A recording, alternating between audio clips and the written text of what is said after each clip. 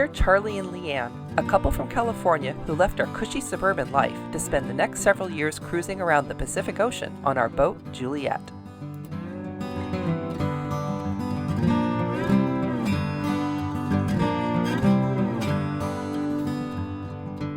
And our little dog, too. In our last episode, we celebrated Mardi Gras Mexican style, and then we finally got the heck out of La Paz. We sailed to Isla Partida, where Bubba got to ride in the dinghy, run on the beach, and watch the pelicans. In this episode, we leave Isla Partida and get in some great downwind sailing on our way to San Evaristo. We buy some fish on the beach, have a beer at a beach palapa, and see a shipwreck. Then, to top it all off, we see the most amazing rainbow.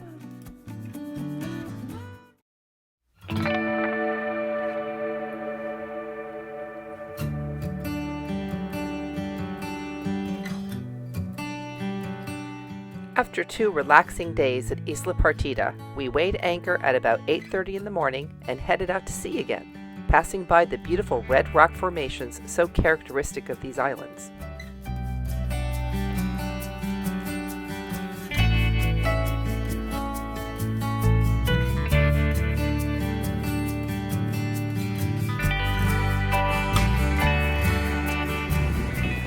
So we just left Isla Partida behind us, and we're headed over to the peninsula side to San Evaristo, which is about 30 nautical miles away.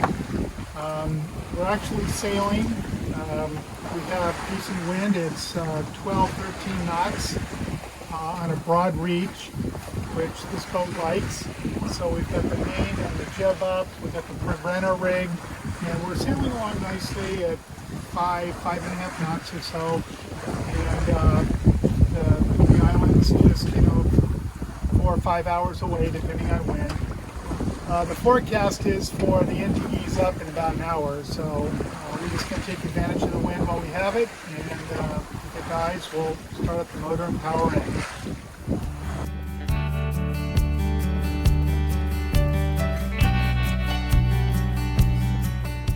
The unusual direction of the winds, coming from the south during a period of time when they are often coming from the north, allowed us to sail at a much more pleasant point of sail than on the way to Partida. Juliet really loves a beam reach, and we do too.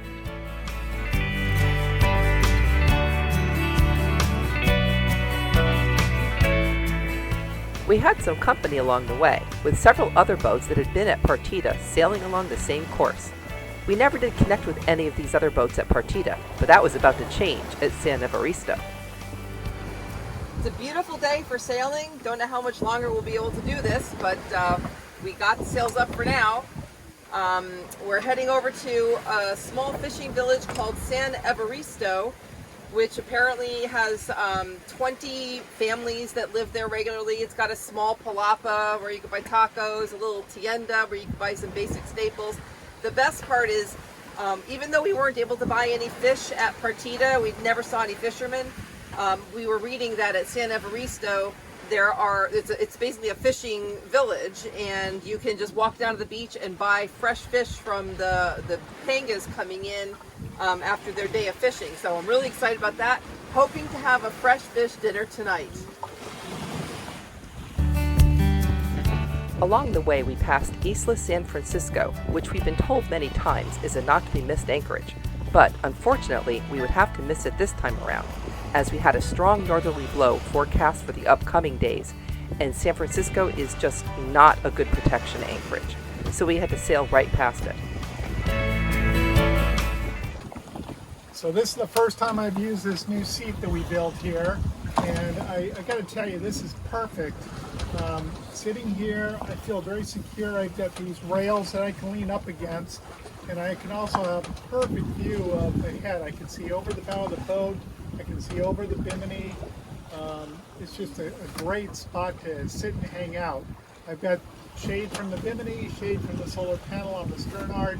So for me, this is a great new way to sit and keep an eye on things while we're underway. I love it.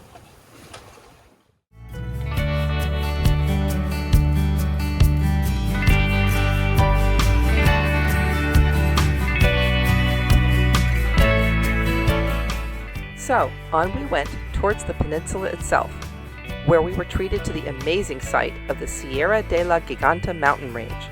This jagged, rocky range looks like it rises straight from the depths of the sea and provides a dramatic backdrop to San Evaristo. The geologic history of plates pulling apart and creating new crust under the Sea of Cortez has exposed these colorful striated layers of pink, ivory, and black rock. And let me tell you, there is nothing more magnificent than watching the sunset behind these mountains. We're coming up on our anchorage. That's Punta Evarista, not the one right behind me, but the one beyond that. And we just have to round the point that's very close to us, and that's the anchorage. So lovely day. We sailed about half of the way here. Yes, I finally took a shower and got out of my pajamas. Looking forward to dropping anchor. It's a gorgeous day here in the Sea of Cortez. What do you think, Bubba? We're about to pull into an anchorage. We're going to drop our dinghy and we're going to take you ashore, and you're going to get to run on another beach. Oh boy, doesn't that sound exciting? Oh yeah. Oh, he's so excited. He loves when we pull into a new anchorage. Okay, now you can see the anchorage right behind us. That kind of a jumble of buildings there. There's a few boats in there. We're on our way in. We'll be dropping anchor any minute. Hoping there's still some fishermen and pangas on the beach so we can pick up something for dinner tonight.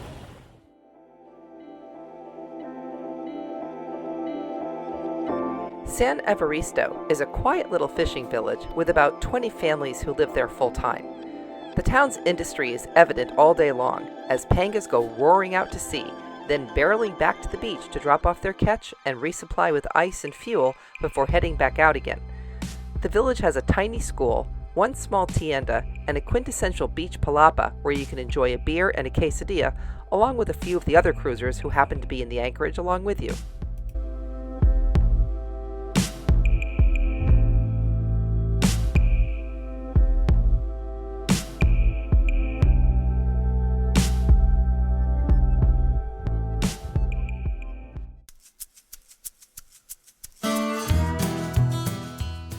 We headed to shore, hoping to catch any fishermen on the beach. We didn't see any pangas pull up, but we did spot one truck with a few men around it, so I walked up and asked in my terribly broken Spanish if they had any fish to sell. And score!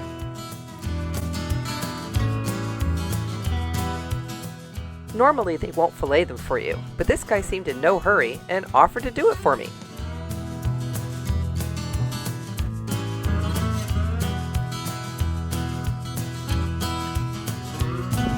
I gotta film this so I can work on my own filleting technique.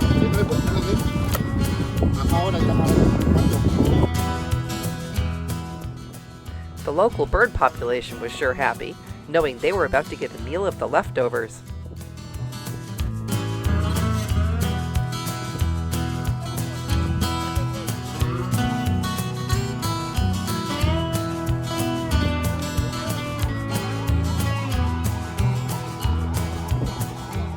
For 100 pesos, which is about $5 US, I got 2 freshly caught pargos, filleted and all.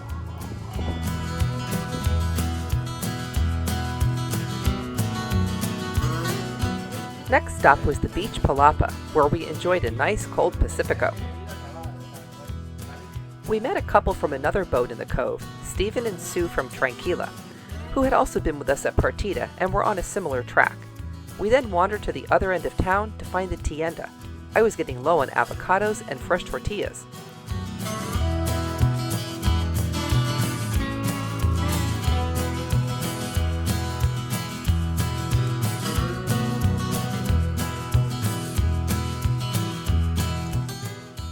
There was not much left on the shelves today. Apparently the owner was on a run to La Paz and would return that evening to restock, so we were told to come back mañana.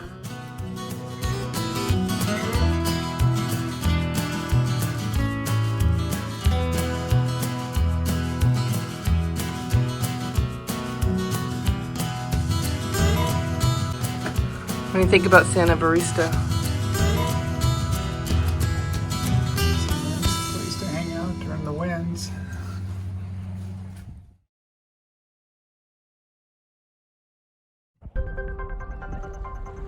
When we first pulled into the anchorage, we noticed that this charter catamaran was awfully close to the rocks at the southern point of the entrance to the harbor. We learned later that the winds had been blowing 40 knots a couple of nights ago, and this boat dragged anchor and ran aground, and they'd been trying for 2 days to pull it off the rocks. They finally did, and now it was sitting all cockeyed near the beach. Throughout the day, the workers tried to patch up the hole in one of the hulls and then bolster it up with floats. Now they were going to tow it back to its home in La Paz. We watched as they towed it past the rocks that it had landed upon.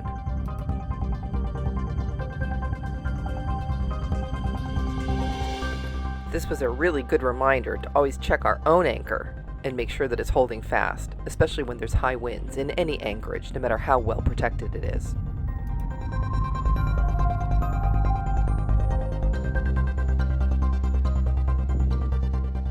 The men on board looked ecstatic that they finally got her on her way, and were literally dancing on deck.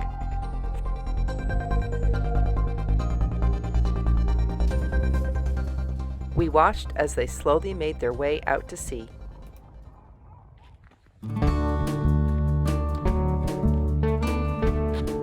Our exploration of San Evaristo continued.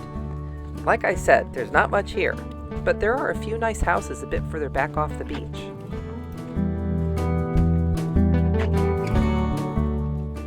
And always we had the backdrop of the gorgeous mountain range, making for some lovely scenery.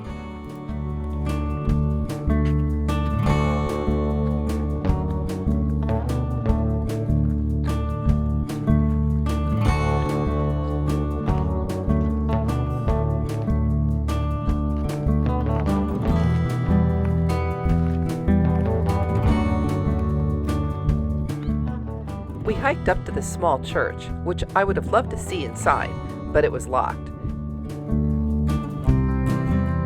The view from up here allowed us to see the entire harbor and most of the village displayed below.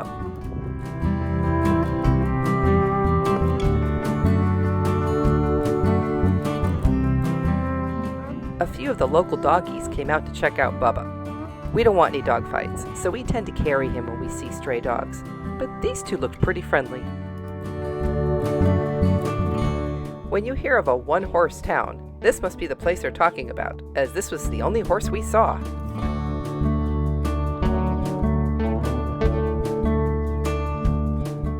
They do have more than one chicken, however. The hens were out running around, but here's where they keep the roosters penned up.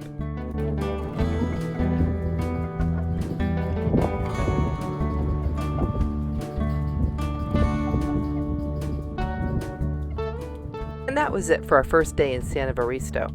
That night we had our fish dinner. I pan-fried the fillets in a panko crust.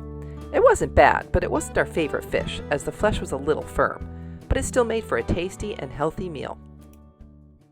But the real magic of San Evaristo didn't happen until the next morning.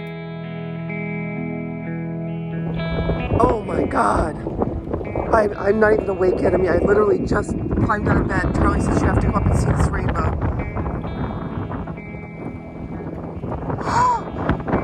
This is one of the most amazing things I've ever seen in my life. It's really windy here in San Evaristo. Oh, Jesus. I'm being cold, but I don't care, because this is like a miracle. I mean, I've never seen...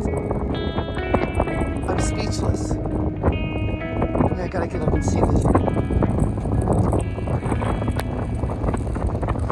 Look at this! This is the most amazing rainbow I've ever seen in my life, and it's literally right here. I mean, you can see where it's touching. You can see all of it.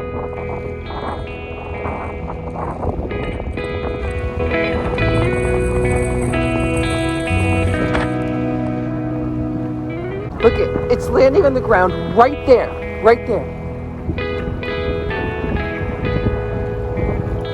It's a double.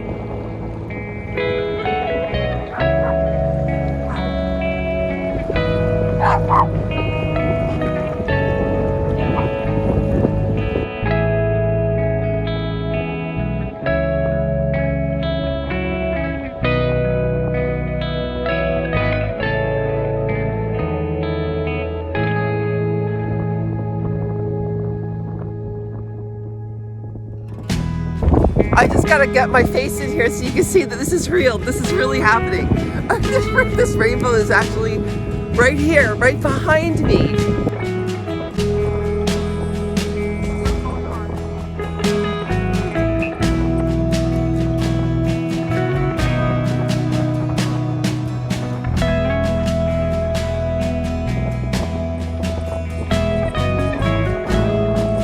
I knew I would have magic moments on this journey, but I didn't know it would be like this. I mean, I can't even describe the feeling.